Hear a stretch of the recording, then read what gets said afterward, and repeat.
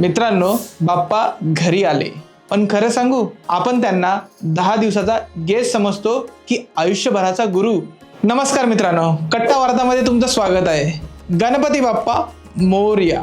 आपण सगळे ओरडून बोलतो गणपती बाप्पा मोरया, पण बाप्पा फक्त मूर्ती नाही, ते एक माइंडसेट आहेत. बुद्धीचे देव, विघ्नहर्ता आणि आयुष्यातले खरे प्रॉब्लेम सॉल्व्हर. आजच्या काळात बघा, बाप्पा आपल्याला केवळ मोदकाचा गोडवा नाही, तर नात्यांचा आणि जबाबदारीचा गोडवा शिकवतात. फॅमिलीसोबत वेळ द्या, मित्रांना भेटा, नात्यांना जपा. सोसायटीमध्ये एक संकल्प घ्या, प्लास्टिक कमी करायचं, मुलांचं शिक्षण, वृक्षारोपण.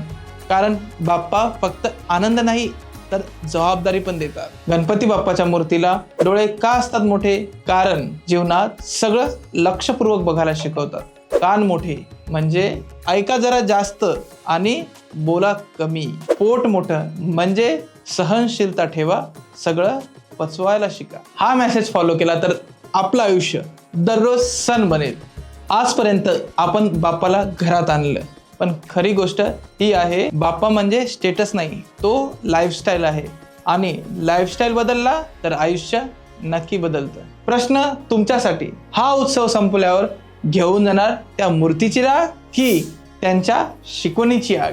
म्हणून यावर्षी फक्त मोदक, डीजे, लाईट्स नको.